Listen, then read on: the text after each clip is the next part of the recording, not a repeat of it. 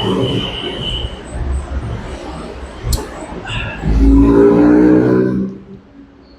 Assalamualaikum guys.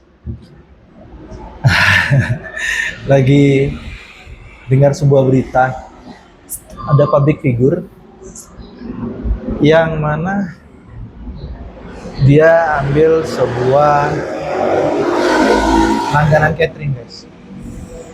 Jadi di kasus ini catering tersebut ternyata nggak tahu ya ini apakah suruhan dari ownernya, apakah memang kebijakan yang salah dari staffnya, nggak ngerti.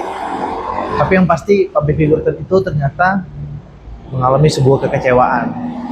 Kekecewaannya itu adalah ketika datang ke rumah, itu ada porsi telur yang ternyata tidak sesuai standarnya. Mungkin ya hari sebelumnya dia menerima telurnya 1, hari ini menerimanya separuh. Saya kutip ini guys, karena kaitannya sama sih. Mungkin itu bentukannya catering ya, orang yang datang ke rumah gitu kan, atau produk yang datang ke rumah. Sama hal ya dengan kita di kafe, pelayan yang langsung melayani customer yang ada di kafe. Nah sama kalau kita permisalkan ya, pelayannya tadi itu mungkin dari dapur itu bawa telur yang harusnya 1, tiba-tiba jalan diparuh jadi separuh gitu kan. Jadi telurnya tinggal separuh, atau mungkin telurnya dikecilin kayak gitu kan, atau porsinya yang harusnya gede dikecilin, nah kayak gitu. Ya sama halnya gitu, sama ini kaitannya dengan pelayanan, kualitas produk, dan bagaimana produk bisa sampai ke tangan customer atau pelanggan. Hal ini sangat berpengaruh dan saya bilang ini sangat berbahaya. Sampai si public figure tadi aja perihal kecil ya kalau kita menilainya, alah telur aja kok gitu kan, tapi akhirnya dia putus kontrak. Perusahaan, pengusaha kehilangan langganan. Yang parahnya lagi, kalau cuma sekedar kehilangan langganan nggak terlalu masalah sih, tapi ini jadi pembicaraan publik. Perusahaannya menjadi buruk, bad name, bad brand, kemudian orang tidak mau lagi. Wah, sebegitu kecil ya kesalahannya, tapi sebegitu besar juga efeknya guys. Jadi di sini yang mau saya jelasin sedikit sama teman-teman, mungkin ini pengusaha boleh dengar, atau mungkin teman-teman yang sedang bekerja di bagian pelayanan, servis, atau mungkin pembuat produk, silahkan. Saya mau bilang sama teman-teman, di perusahaan, di tempat usaha, kita sama-sama cari duit semuanya. Dari level terbawah sampai level tertinggi.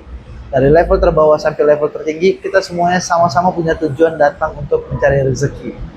Jadi kalau misalnya ada 1-2 orang yang melakukan hal-hal seperti ini, membuat produk tidak sesuai SOP, produk yang seharusnya 1 dikurangi menjadi separuh, sayur yang harusnya 3 gram dikurangi menjadi 1 gram, timun yang harusnya 2 dikurangi jadi 1. Mungkin bagi kalian ini sepele, tapi efeknya kalian akan bisa membuat banyak orang kehilangan pekerjaan. Ketika perusahaan tutup akibat kekecewaan customer, maka perusahaan akan kehilangan segala-galanya. Kehilangan kalian, bahkan kehilangan sumber pendapatannya. Jadi kalau mau berbuat kesalahan-kesalahan atau kesengajaan-kesengajaan seperti ini, agak mikir dan agak pakai hati lah. Nggak segampang itu juga nanti membalikan keadaan ini semua menjadi lebih baik. Jadi kalau saya bilang, teman-teman, tolong berpikirlah kalau untuk melakukan hal-hal kesalahan seperti itu. Dan perusahaan juga jangan lupa untuk benar-benar mengedukasi, training sebelum meletakkan SOP yang sebenar-benarnya.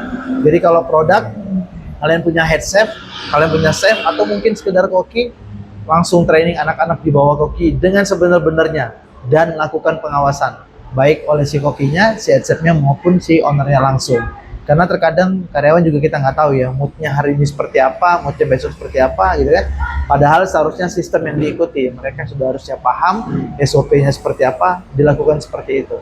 Tapi training terpadu, terarah, dan punya tujuan yang jelas, serta pendudukan SOP yang jelas akan sangat membantu, ditambah lagi dengan pengawasan yang terukur. Jadi akan sangat membantu untuk kalian benar-benar mengawasi semuanya berjalan sesuai dengan SOP perusahaan yang ada. Sepele teman-teman, tapi efeknya besar banget. Jadi jangan lupa, owner gak semuanya tentang cuan. Cuan kalian bisa berhenti kapan aja, walaupun sudah besar, kalau kalian tidak meletakkan SOP dan sistem dengan baik. Dan kalian tidak meletakkan orang-orang yang benar di tempat yang benar. Nah, satu hal lagi, pantau terus pelayanan kalian, baik sisi marketing maupun pelayanan langsung ke customer, dipantau, dikontrol teman-teman. Kalau perlu adakan tim QC, quality control, agar semuanya bisa berjalan sesuai dengan SOP yang sudah kalian dudukkan. Yuk semangat belajar lagi, semangat lebih mengedukasi, semangat lagi untuk bermanfaat untuk bagi semuanya, agar semua usaha kuliner dapat berjalan dengan baik teman-teman. Jangan lupa ya, terus kontrol tim kalian. Kalau kalian sanggup lakukan, kalau tidak sanggup tunjuk orang yang sanggup untuk melakukannya. Semangat kuliner dan jangan lakukan kesalahan itu lagi. Mari kita belajar sama-sama, mari kita memperbaiki agar keadaan lebih baik, kuliner menjadi lebih tumbuh. Itu aja dari saya, mantap kali ya.